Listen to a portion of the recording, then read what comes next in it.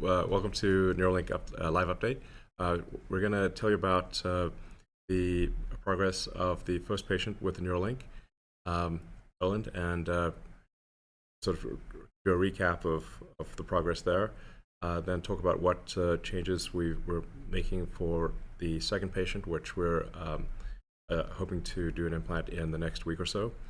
And this is for our first product, which is called telepathy, which enables you to control a computer or a phone just by thinking. So let's, in fact, so we'll start off with just some introductions. DJ, you want to start? Hi everyone, my name is DJ Saw. I'm an electrical engineer and a chip designer by training. I led the design of first several generations of the Neuralink implant. Currently, I was on the founding team and currently a president. I'm Matthew McDougall. I'm a practicing neurosurgeon and head of neurosurgery at Neuralink. Yeah, go ahead. Yeah, I'm Neil Bachin, head of brain interfaces applications. And I'm Bliss. I'm a software engineer at Neuralink, trying to figure out how to turn brain activity into cool stuff in the world. All right, thank you. Well, so let's see. So we'll just get going into the presentation.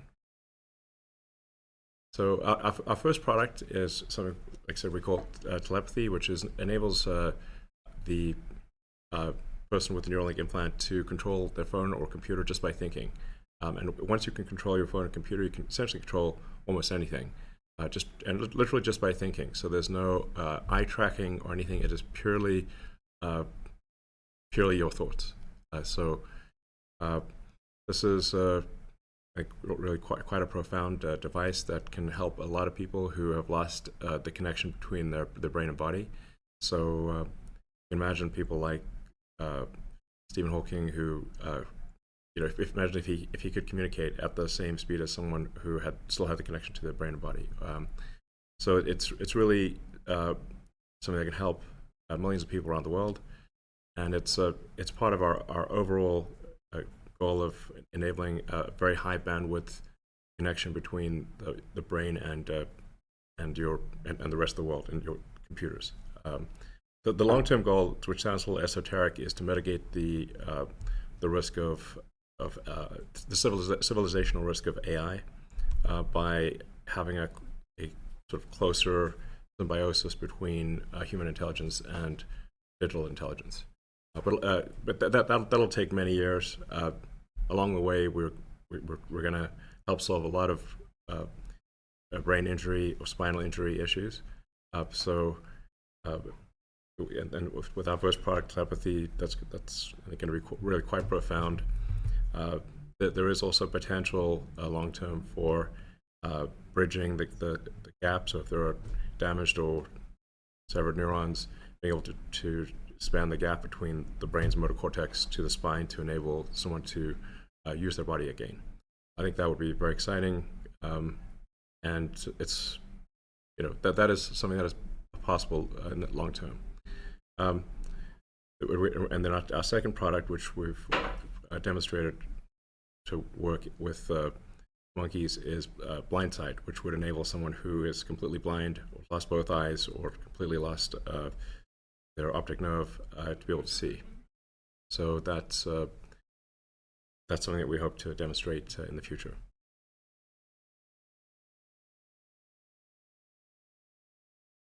So this just gives you a sense of what the device is. A way to think about the Neuralink device is kind of like a Fitbit or an Apple Watch with tiny wires or electrodes. Those tiny wires are implanted in the brain, and they read and write electrical signals. So a lot of people think the brain is this incredibly mysterious thing. It is mysterious in a lot of ways, but it is actually it does operate with electrical signals. So if you can read and write those electrical signals, you can interface with the brain. And the device is sized so that it is the same size as the piece of skull that is removed. So if it's like a few centimeters diameter of skull that's removed, we replace that with the device after implanting the tiny wires with the surgical robot, and that enables read-write capability to the neurons. Completely wirelessly. Yeah. Yes. Yeah. Exactly. It's completely wirelessly. So, like, I could have a Neuralink right now. You wouldn't know. And it charges inductively, so you could just basically have an electromagnetic pad that you charge the device with. So yeah, it's like an Apple Watch, exactly. So except that it's actually a much harder technical challenge to solve, given Right. that there's limit as to how much you eat the brain tissue. Whereas for phones and have a Apple hot watch you or don't whatever. actually really care that much if it's sitting on a table. sure. So Yeah, a it's lot also of it's got to go innovations. through scan and stuff Mhm. as well in our Mhm. case. So it is a tougher challenge to charge and to have high bandwidth communications, given that it's got to go through skin and hair and stuff. But we have solved it. But we have solved it, yeah. So, yeah.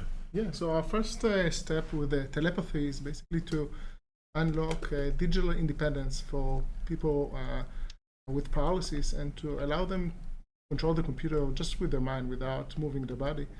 And our goal is to provide them the same level of control, functionality, and reliability that I have when I'm using a computer. Even better than the level of control I have. It's And not a high bar for you. Yeah. Actually, Yeah. just to be clear, this guy, he's controlling this with his brain. So he's not, like, you can't see his hands in this video, but he's not using a mouse and keyboard. He's just, thinking about how to move the cursor and playing Civilization 6. No eye tracker. Right, there's no eye Completely tracking. Yeah. from I mean, thoughts. he's Correct. live streaming. It's He's- like, you this can is go watch this on Twitter. Just thinking. Yeah, That's it. Just thinking. This Like- is just a couple days Like ago. cursor move here. Yeah. Yeah, this is like last night or 2 nights ago, something. yes, Yeah. I think the way he also described it is he's using the Yeah. he has many more videos on his on the platform. Definitely check them out. Yeah, so he's streaming that live and also can talk and like move his head without any problem multitasking. Yeah, you can also, like, if you join this live stream, you can ask him questions. He'll tell you all about what it's like to move brain. Also, I think I haven't played Civilization myself, but I think this is actually not easy mode. This is expert mode. This is Emperor mode. Yeah. Emperor mode. If you have played Civ, Emperor mode is like the highest difficulty level. Just the point is, like, this is a cognitively demanding task while live streaming, playing the hardest mode of the game, and he's able to do that while moving Yeah, the cursor. talking, Yeah. engaging with the audience Yeah. while playing games. One of the other games he likes to play a lot is chess. And I think it gets lost sometimes that he's actually playing speed chess, Against me, yeah. which requires an incredibly high fidelity degree of control and speed of control in order to be able to win. So also another cool stuff about our device is that you can use it anywhere, anytime. Also on a plane during a flight while creating really cool memes of cat. Also our device unlocks things that previously were impossible for our participants. For example, we're able to connect him to his gaming console, Switch, and play Mario Kart with friends and family. And it was lovely to see them playing together after years that he couldn't do it since his injury. Imagine if you're sitting one row over from this guy on a plane. You look over, he's making a cat meme. Nothing No, moves. no hands, no movement. Yeah, Live in a weird world. yeah, it's a strange time.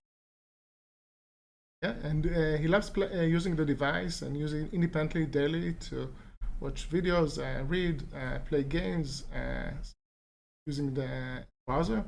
And the key metrics that we care is to make sure our device is actually useful is basically the amount of hours we use the device daily and weekly, and we track it weekly since the surgery. And on weeks that he's not too busy and not traveling, he can even reach 70 hours of using the device a week. This is amazing. He would, of course, love to use it more, but need to run research sessions. He needs to sleep sometimes, and also, of course, to charge the device once in a while. Hopefully, we'll improve that over time. Something that maybe not obvious to people who are watching this, like, it's a normal MacBook he's controlling. This isn't like some limited edition thing where there's only a few options. Like, he can just do anything that you can do on a MacBook Pro. Same one I have on my desk, actually. It's the exact same one. And maybe another interesting point is that on the first day he used BCI, brain control, he was able to break the previous world record for cursor control just by using the brain. And recently he even doubled it and was able to outperform about 10% of our engineer at Neuralink. And you can be sure that we are very good in this game and very quick. And if you want to check out how well you can do it on our website. And it's very addictive game. Yeah, it's a very simple game. You just have to click on the square. But But it's actually even though it sounds silly, it's quite a it can be quite a, it sounds like it can be quite addictive, and it's especially if you get a low score and you think there's no way I gotta. So I mean anyone who wants to try this, I recommend going to the Neuralink.com website and seeing if you can beat Nolan's record, and it's that you will find that's actually quite difficult to do so. And this is really with version 1 of the device and with only a small percentage of the electrodes that are working. So this is really just the beginning, but even the beginning is twice as good as the world record. This is important to emphasize. The media has a habit of saying that the glass is 10% empty, but actually it's 90% full. So I think it's really quite an accomplishment of the Neuralink team to have achieved with the first patient, the first device, twice the world record for the brain-to-computer bandwidth. That's really an astonishing, an amazingly great outcome, and it's only going to get better from here. So the potential is to ultimately get, I think, to megabit level. So that's part of the long-term goal of improving the bandwidth of the brain-computer interface. If you think about like how low the bandwidth normally is between a human and a device, the average bandwidth is extremely low. It's I'd say less than 1 bit per second over the course of a day. So if there are 86,400 seconds in a day, you're outputting less than that number of bits to any given device, except in perhaps very rare circumstances. So this is actually quite important for AI. Basically for human AI symbiosis is just being able to communicate at a speed the AI can follow. So yeah, just to emphasize again, he's performing at this extremely high level with about 15% of his channels functional. And so we want to mitigate any of the problems that led to that situation. So, the brain is a fascinating organ. I'll share with you some of the secrets about the brain. During any typical brain surgery, a small amount of air is introduced into the skull. That's because neurosurgeons like to have as much room as possible around the brain. And so there's this little known control mechanism of allowing the CO2 concentration in the blood to rise a bit, which allows the brain to either expand or contract depending on where you target that CO2. So typically neurosurgeons will have the brain shrink by lowering CO2. What we're going to do in our future surgeries is keep the CO2 concentration actually quite normal, maybe even slightly elevated, and that'll allow the brain to stay its normal size and shape during surgery. That should eliminate this air pocket that we saw in the first participant. That air pocket, we think, may have contributed to eating up some of the thread slack as the air bubble migrated to be under the implant, push the brain away from the implant. And so that's easy enough to fix. Another consideration that we want to focus on for our upcoming participants is that the brain, think of it like a really complex folded onion. It's layer upon layer of sheets of neurons all over the surface of the brain, folded into this odd-looking shape. The folds of the brain travel down deep into the brain, and along with it go those onion layers of neurons. And if we insert very close to one of the folds, where there may be very useful information encoded in neurons, we may end up traveling with our threads parallel to some of the layers of neurons that we're most interested in, avoiding them entirely. To avoid that possibility, we're going to insert in our future participants more close to the middle of the apex of the folds, ensuring that we're crossing the layers of interest, layer 5 of the cortex. I also think that it's important to highlight here those tiny wires that Elon mentioned. They're a fraction of a human hair. They're very flexible, intentionally so, because brain's constantly moving, and you want the electrodes to be moving with the brain, causing less of the scarring. And it's actually impossible for a human neurosurgeon, however talented Matthew is, to actually maneuver them by. So we have a surgical robot that we built that can actually precisely target them in any three-dimensional space, X, Y, as well as Z, with micron level precision, while avoiding vasculature, so that you don't disrupt and cause immune response from happening. So we actually have the technology to be able to place them exactly where we want them in 3D. Yeah, it was truly amazing to see the surface of the brain after the robot had inserted all the electrodes on the first participant without a drop of blood in sight. It was really quite an achievement.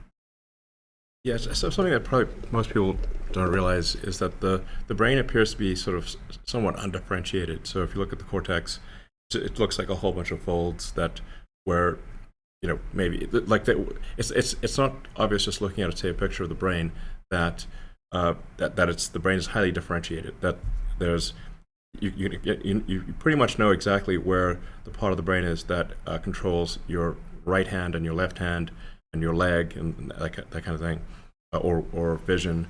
It's actually quite precisely located. It's not. Some people might think, look at the brain like, oh, it could be anywhere, but actually your brain is highly differentiated, even though it doesn't look it. It's yeah.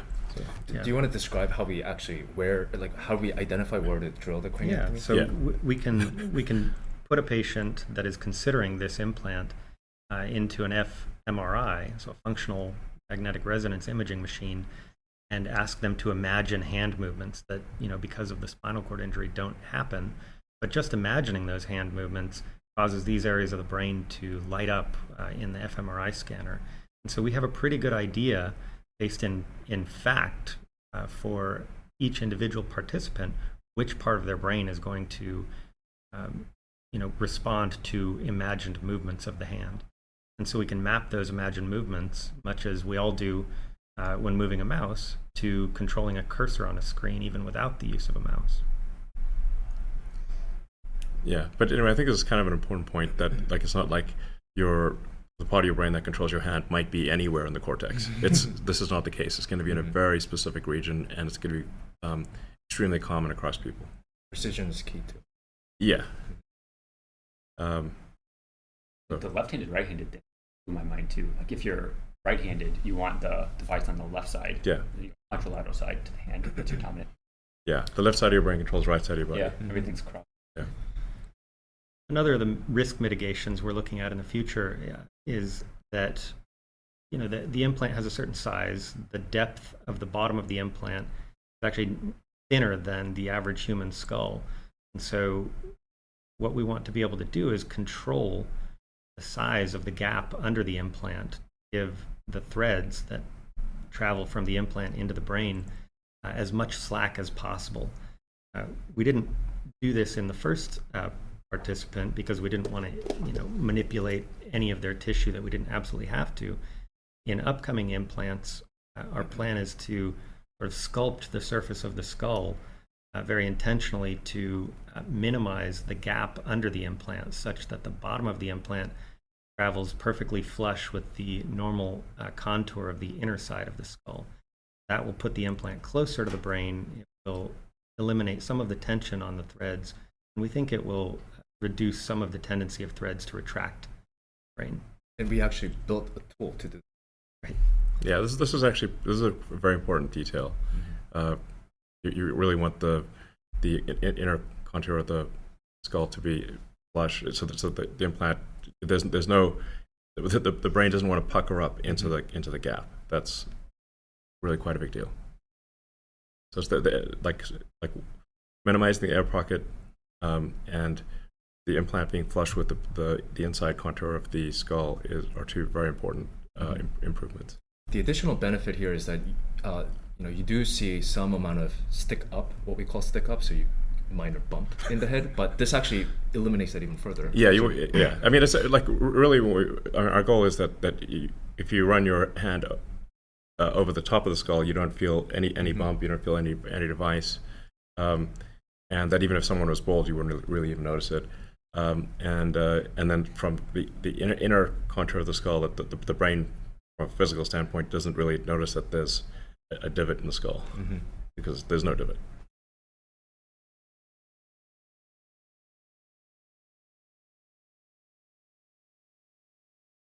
Okay, another aspect of the human brain that obviously differs from any of the animals that we tested in is that the human brain is a lot bigger, and so you may not realize that that means the human brain moves quite a bit more than any of these other smaller brained creatures. And so when we open the skull, we see the brain travel toward and away from the robot about 3 millimeters in total as the heart beats and the breathing takes place. And so that movement, it adds a small challenge for the robot in precisely choosing a depth to insert each thread. It's not an enormous challenge, and we've already upgraded the robot's capabilities to be able to even more precisely target depth in even a very rapidly moving brain with a high amplitude of movement. You may think the most obvious mitigation for threads that pulled out of the brain is to insert them deeper. We think so too. And so we're going to broaden the range of depths at which we insert threads. So, for the very first participant, we had an enormous amount of data from our animal work, and we had very highly optimized our insertion depth to maximize the crossing of the layers of interest in the cortex with the electrodes that we're recording from. Now that we know retraction is a possibility, we're going to insert at a variety of depths that even in several cases of differing amounts of retracting threads, we're going to have electrodes at the proper depth. And with the deepest threads, be able to track how much retraction has occurred across the surface of the brain from each thread. And so we're going to both have more threads in the right layer and have better data on how much retraction has occurred. If you're a BCI nerd, you might know that being able to control individual Z depth per thread is not something that most neural interface devices offer. Most neural interface devices are kind of a static, fixed, rigid array that you push in, and all the electrodes are at one depth. Right. To be able to do this is actually a pretty novel part of the robot system. Yeah, the historical approach is to actually pound in a sort of bed of nails with an air hammer into the brain. It looks crazy. Yeah. That is just with a pneumatic hammer. This is. It sounds somewhat barbaric. This is not what we do, but this is what's been done before. Is literally just hammering in what looks like a bed of nails into the brain, which even actually works. It's astonishing that it actually works at all. But I mean, some people like manually, like DBS probes, you're just sticking in by hand. Like neurosurgeons just guiding them in. So those are several orders of magnitude more volume of brain tissue that you're destroying compared to what we're doing. But that deep brain stimulation stuff does actually work. It does, actually helps people a lot. Yeah. Hundreds of thousands. Yeah. That's a great product. Yeah. But I mean, I think we'll be able to do a much more finessed version of that down the road. I mean, it's really difficult. Like the Neuralink device is something that really absolutely minimizes damage to the brain, absolutely minimizes the load on the patient, and the goal is to allow someone to live a completely normal life. You won't even notice that someone even has the device. So, like I said, restoring the ability to control your computer and phone, that's our telepathy, and then next device being able to allow people to see that could not see before. And in fact, you could allow people to see, kind of like Geordi LaForge in Star Trek, in any whatever infrared. Yeah, infrared, ultraviolet, radar. So I think another way of saying it is that we want to give people superpowers. So it's not just that we're restoring your prior brain functionality, but that you actually have functionality far greater than a normal human. That's a super big deal. And I also think, oftentimes the questions that we get a lot is, why do you have to actually go into the brain? What if you place it on the surface or outside the skull? Basically, the long story short, the physics of how it works, you really need to get the sensors, which are these placing in the brain, next to the source, which is neuron, as close to it as possible. Otherwise, what you get is you get a population response and not be able to kind of do the level of controls that we believe. Yeah, I mean, maybe a good sort of analogy would be like if you're trying to understand what goes on in a factory, you kind of need to go into the factory. You can't just put a stethoscope on the wall and try to figure out what's going on. Like anything on the outside of trying to read things from the outside is like putting a stethoscope on the wall of a factory trying to understand what's going on in the factory. It's not going to be effective. Gotta be in the You got to be, the threads have got to be in there. But I just want to emphasize again, like the goal is to give people superpowers, not just to restore prior functionality.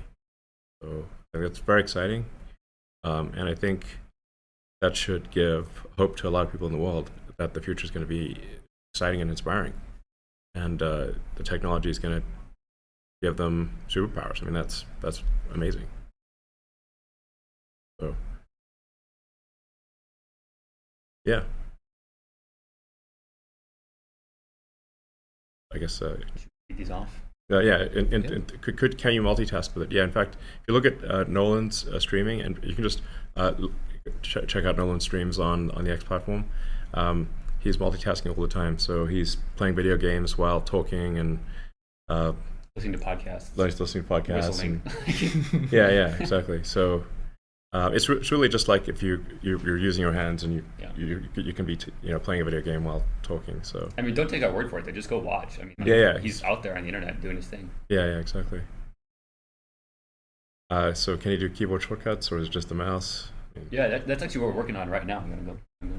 Sure. So currently he's working with the mouse, but we are also exploring decoding more dimensions outside from the neural activity, multiple clicks, so to do shortcuts or just able to control more games, like control full games with an Xbox controller. But also in the future we plan to expand to decode text, not just the mouse control, but also allow our participant to type much faster.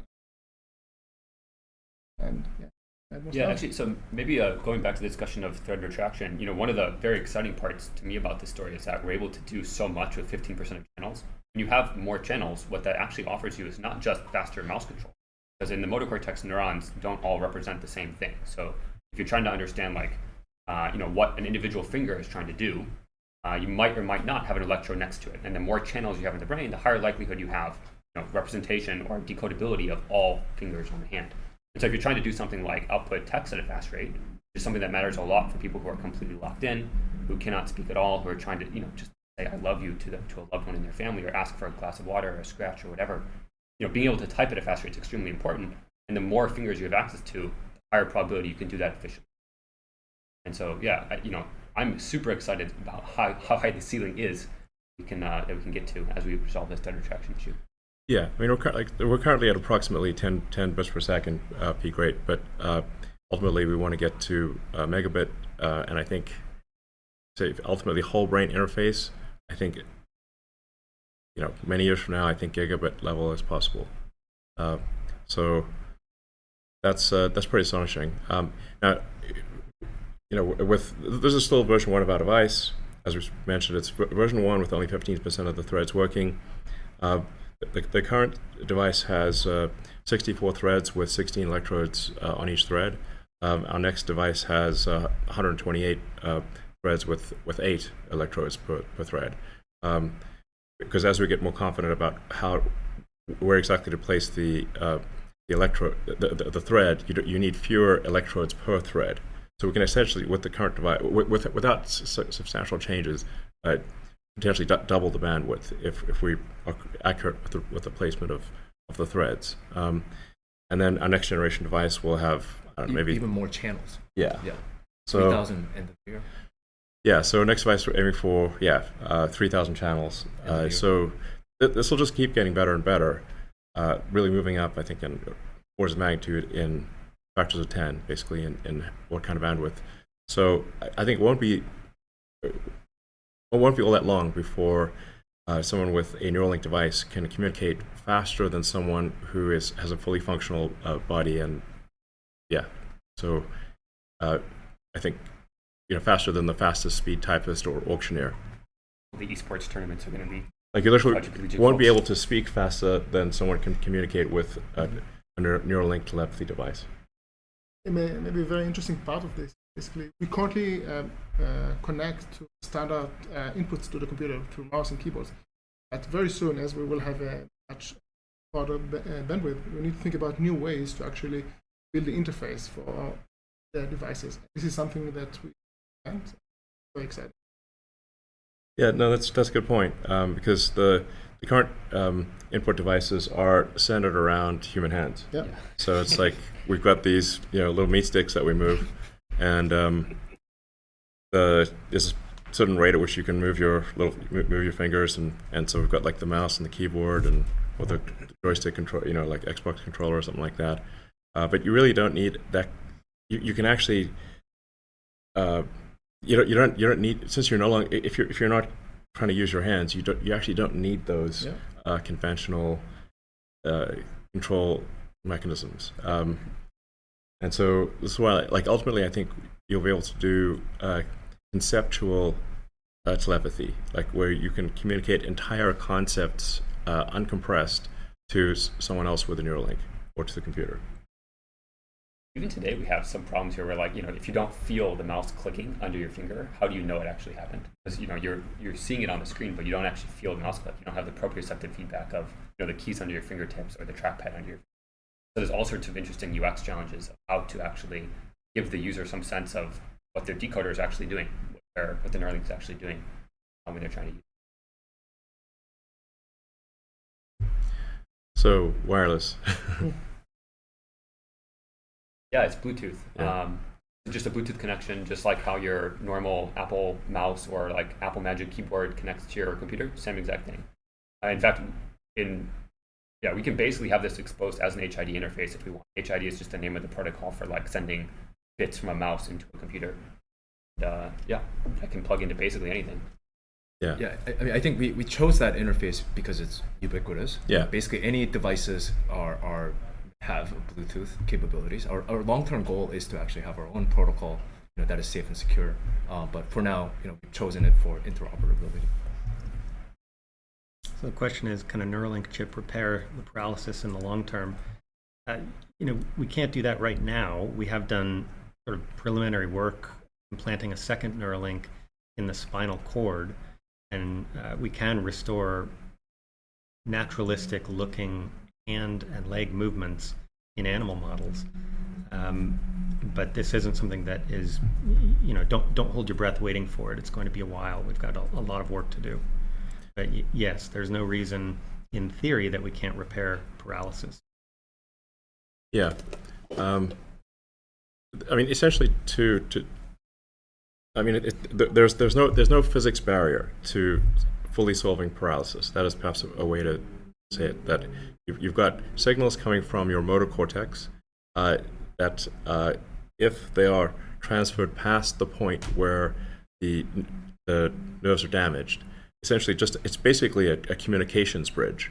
So you bridge the communications from the motor cortex past the point in the neck or spine where the nerves are damaged, and it is possible from a physics standpoint to restore full body functionality. From a physics standpoint, it's a very hard technical problem, but there is nothing that prevents it happening from a physics standpoint.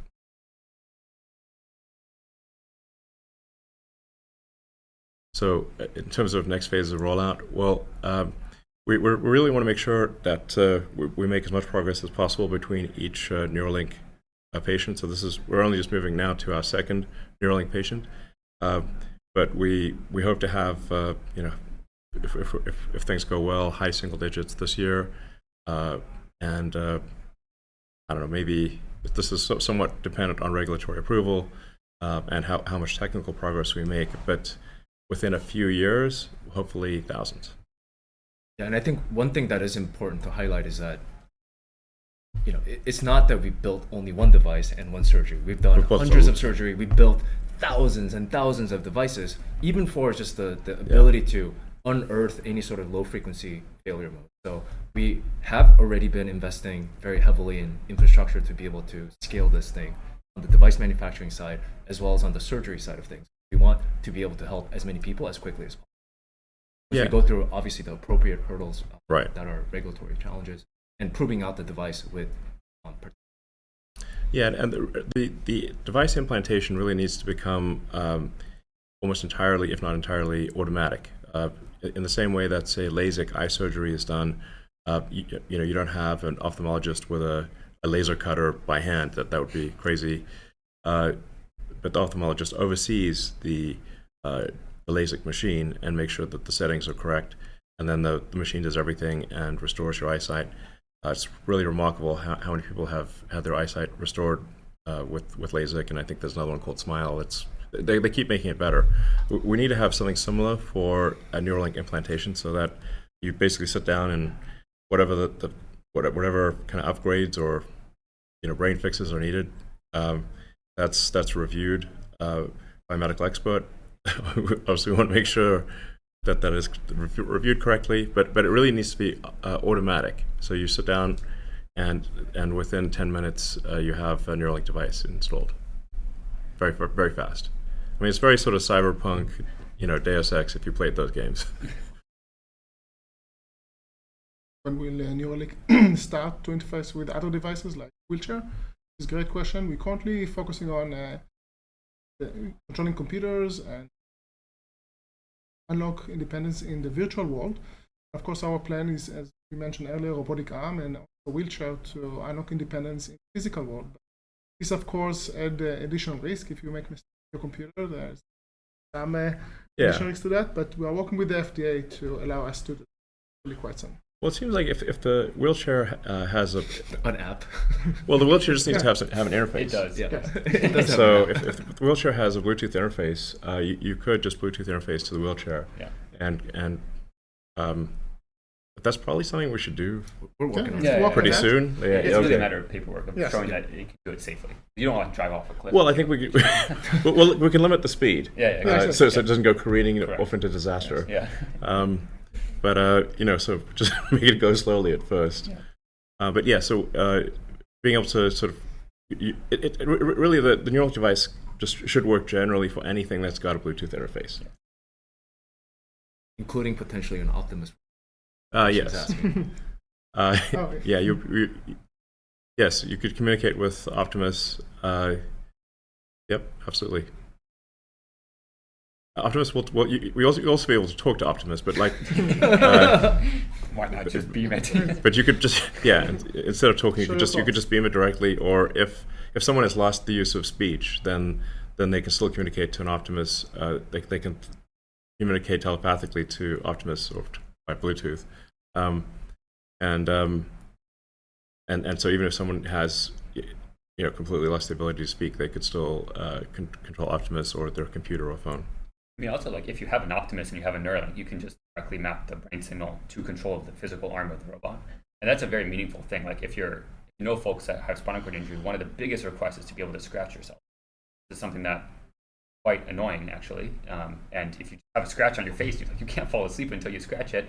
It's very convenient to be able to move something physically towards you to be able to scratch. Similar things like eating food. If you need somebody to feed you, it's very hard to have dinner with friends in a way that is sort of a normal social experience. And so if you can feed yourself, pick up a fork and actually eat a piece of chicken on your own, that's a big deal. It prevents and saves a lot of interactions with caretakers and other people in your life that you rely on to take care of you. It really increases your. I think an exciting possibility long term also is to say, if you take parts of the Optimus humanoid robot and you combine that with a Neuralink, let's say somebody has lost their arms or legs, we could actually attach an Optimus arm or Optimus legs and do a Neuralink implant so that the motor commands from your brain that would go to your biological arms now go to your robot arms or robot legs. And again, you'd have basically cybernetic superpowers. Actually, so the latency from the Neuralink to your hand would probably be slightly faster than it is just to go to your physical hand. Mm-hmm. So you can imagine, like, if you're a piano player or anything that requires extremely fast hand movements, that you could actually have a pretty imbalanced right hand robotic arm control versus left hand physical arm control. That's one of them. Yeah, like I said, it's just kind of a cyberpunk Deus Ex future where you have cybernetic upgrades that are actually better than your biological limbs. And it's certainly we'll have a much as particularly as we expand to a large number of customers or patients for Neuralink, the understanding of the brain will improve dramatically because really there isn't a very fine-grained understanding of the brain today because there's just the sensors aren't good enough. You got fMRI, which is pretty good, but it's still not as good as actually having high bandwidth electrodes in the brain. Yeah, I think this is underappreciated as a research tool to move that whole effort forward of really knowing, what the physical substance of human thought is. We don't know to the degree that we need to. So Neuralink is actually a very powerful research tool. Yeah, I mean, I think we can ultimately understand and fix quite severe psychosis, or like if somebody's got if somebody's got like a delusion that they have a chip in their brain. Yeah, I was wondering if you're going to mention that one. We just want to be clear: there's only one person with a Neuralink chip in their brain.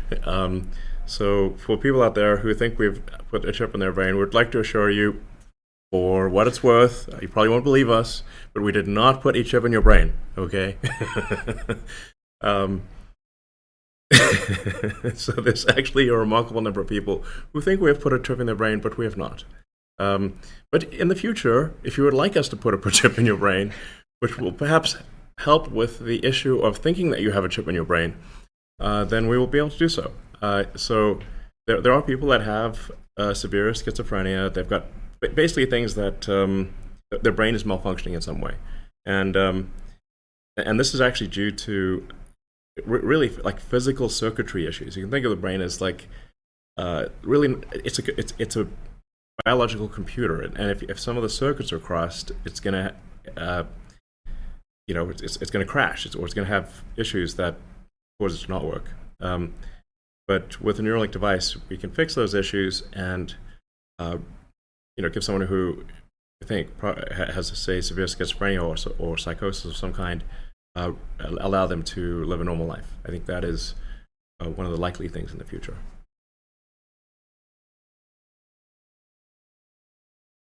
So, yeah, I mean, yeah.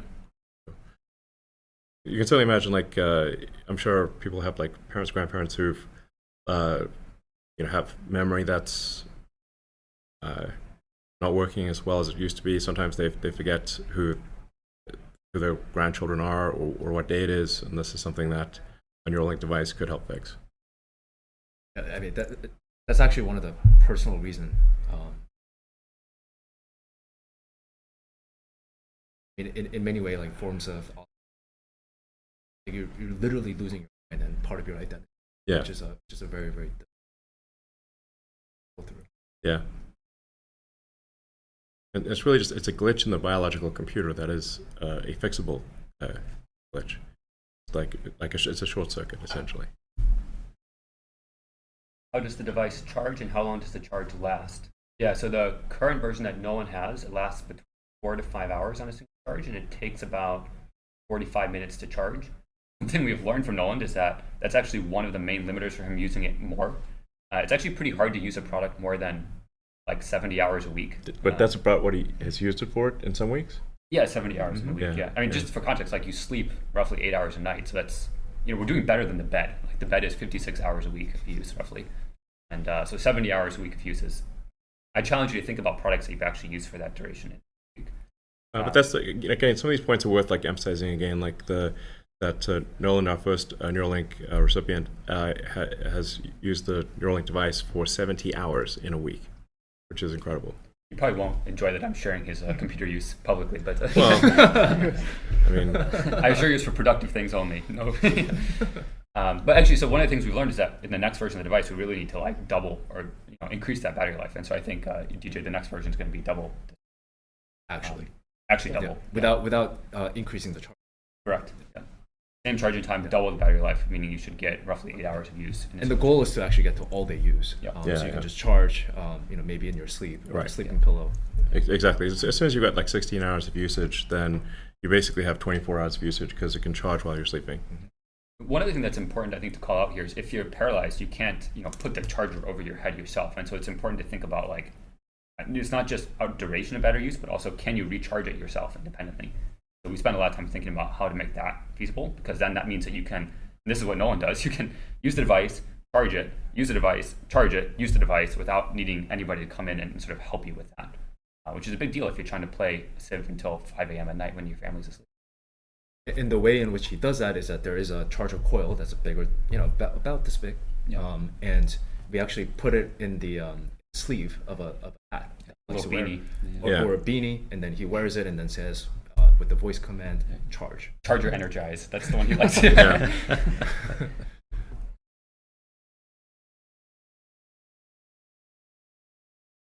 How would writing work? Yeah, the current device that Nolan has is reading. So it's trying to read his essentially like wrist movement from one hand. That's also with pointing out, like, in the future, like, it would be pretty cool to give Nolan a second implant that would allow the other hand to be used and also have higher obviously higher active electrode count. So then you could essentially play games two-handed, because that's normally how you play games. But then with writing, it's really just it's an electrical impulse. Instead of like reading electrical impulses from the neurons, you issue an electrical impulse, which is obviously critical for vision. So vision is writing, which is just triggering an electrical impulse in the vision part of the brain, and that like activates a pixel. So we actually do have this working in monkeys. We've had it working with monkeys for a while now. Where you can sort of flash a pixel and then you watch where the monkey. Obviously, the monkey's like, "What?" The monkey's a little surprised to see, like, "Hey, there's a flash here and a flash there," but it gets used to it after a while. But it just you can see that the pixel is in the right location because the monkey's eyes will dart to that location. It's not on the screen. Like, there's no pixel on the screen. There's no pixel on the screen. It's a pixel Yeah. in the brain. Yeah. Just like. Yeah. You just verify that you're triggering a pixel in the right part of the brain. So. The initial resolution for vision will be relatively low, sort of Atari graphics type of thing. But over time, it could potentially be better than normal vision. Yeah. And then I guess in terms of some additional applications for where writing to the brain can be useful is motor applications. As Bliss mentioned, there is feedback, right? There's a proprioceptive feedback, there's a tactile feedback. Especially for a robot arm, like if you're trying to grasp a cup, right. You need to know you got it. Yeah. One egg grabs an egg. An egg. To know. Yeah. It's a very much a delicate balance of not just initiating the movement, but getting the feedback and controlling it accordingly. So there is a somatosensory cortex that's right adjacent to motor cortex that could be beneficial. Motor movements. So.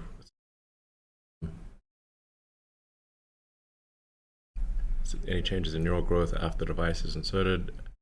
We don't see any signs of neural damage, but I guess we have seen some rebound on some of the electrodes, right? Correct, and then also, I guess brain is very plastic.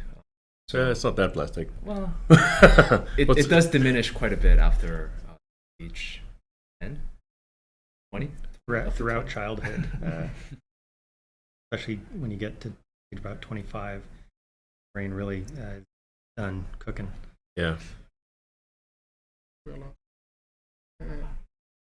But there is a little bit of damage done with each insertion, but it's a minuscule amount compared to anything else out there, and so it's an easy amount of damage to recover from, and it's really only detectable on cutting pieces of the brain after the animal is no longer alive and looking at them under a microscope. You can't really tell during life that there's been any brain. Another way to interpret this question: have you found any changes in neural growth after the device is inserted?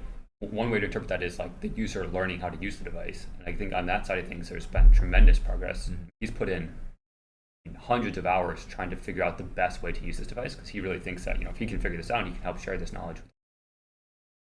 I mean, he's like on Friday night at 8 p.m. He's starting a session of like figuring out himself how to push his own performance to the next level. And that's really a unique learning process because there's not many people in the world that have had the experience of moving something with your brain. And so there's a lot of nuance to like, okay, how exactly should I imagine or attempt to move my wrist to get the thing to move? Yeah, he's really dialed that into a. Also, just the sheer number of hours that he's Yeah, used, it's insane. even in the past 6 months, right? Yeah. In many ways, like, I mean, he's using it in his travel, in his plane ride. Effectively, PCI has left the lab. Yeah, I mean, one of the questions is how close we're converting thoughts into text. I mean, right now it's more about moving cursor from the screen on a virtual keyboard, but long term, you should be able to really transmit entire words faster than anyone could possibly type. I'm able to type "Hello World" today just directly from the brain, Okay. but we're still in the early days of making that a polished experience. I mean, the other things that we're looking at is sign language, right? Yeah. At the end of the day, it is a movement of a hand Yeah. into Right. words. Yeah, that's true. Was the brain trying to naturally push the threads out? I mean, this is sort of a universal feature of any implant in the body. The body tries to reject it, and the goal of the surgeons and the technology team is to fight that. And so with artificial hips and with screws in the spine, we've done a really good job of finding biocompatible materials and techniques to fix those implants in the body. I mean, past a certain age, it's getting hard to find someone without some kind of implant, a knee, hip, some kind of screws in their spine. And so we've got this problem pretty well solved. So to answer your question, yes, the body is trying to get rid of any implant, but we can ensure that basically can't. It's also worth highlighting that the threads have not actually moved in the past 5 months. There's some still minor movements in terms of like some maybe getting pushed in a little bit, pushed out a little bit, but it's more or less very stable and it's been stable for months. And the reason for that is, once you do a brain surgery, it takes some time for the tissues to come in and then the scar tissue or the neomembrane to actually come in and then anchor the threads in place. And once that happens, everything has been stable and haven't seen much movement. That's where the world record performance starts to come in. Yeah, that was a couple weeks ago. Yeah, the threads, it is important that the threads be extremely tiny. If they're extremely tiny, then the brain does not, the smaller they are, the less likely the brain is to react to them. So that's why you want the threads to be extremely tiny and also to minimize any damage to neurons. By the way, on that note, we do plan to actually share some of the kind of the tissue response in detail in some of the later upcoming updates. Yeah, I mean, it is quite a challenging. It's challenging on many fronts to do something like this because you're trying to read and write electrical signals, but you need to have the threads themselves need to be electrically isolated, and not subject to corrosion in the body. So like just metal by itself is somewhat subject to corrosion or being attacked. So it's like in terms of the various coatings and things to actually make this electrode work while not actually eroding its performance over time is very difficult. Human body is a very, very harsh environment. Very harsh environment. It's a bag of salt water with bad sensors that's elevated temperature that is well regulated. I mean, I'm sure people have experienced dropping their electronic devices in a seawater and in an instant. Yeah. So we're ready to sort of wrap this up soon. I don't know if there's like a few last questions. Yes. So a good question. So what about upgrades? So yeah, we do think it's going to be important to be able to upgrade the device over time, just like you wouldn't want like an iPhone 1 stuck in your brain forever. If you've got an iPhone 15, you probably want the iPhone 15, not the iPhone 1. So I think people over time will be able to upgrade their Neuralink. So we'll take the Neuralink device out and put a new one in. We have done this with some of our animals, and they've actually, in one case, we did it with we upgraded a device 3 times, and was it with a pig? Yeah, we did it with a monkey as well. Oh, monkey, He's yeah. able to do BCI. Yes, and he's doing fine. Yeah, Pager has the latest implant. Yeah. Actually, he hit his record with the last. Yeah, Yes. with an upgrade. Nolan still beat him though. Will Yeah. still beat him. Yes, this is true. Humans are top of the species leaderboard right now. Page is like what, like 8 or something? Pager's like 8.5 BPS. Okay. Well, that's a very high score. Yeah. I'm not trying to put Pager down. And also to train a monkey to do that is like a whole challenge on its own. We have like the best animal care team in the world. Yeah, I just do want to emphasize we do our absolute best to take care of the animals. And when we had like a USDA inspector come through, she said that this was the nicest animal facility she's ever seen in her entire life. I mean, they So- order breakfast on an app. Like the,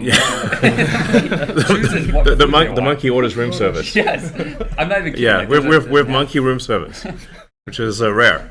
In fact, we're the only ones who offer monkey room service. So we really do everything we can to maximize the welfare of the animals. So, all right, with that, thank you everyone for tuning in. Hope you found this interesting.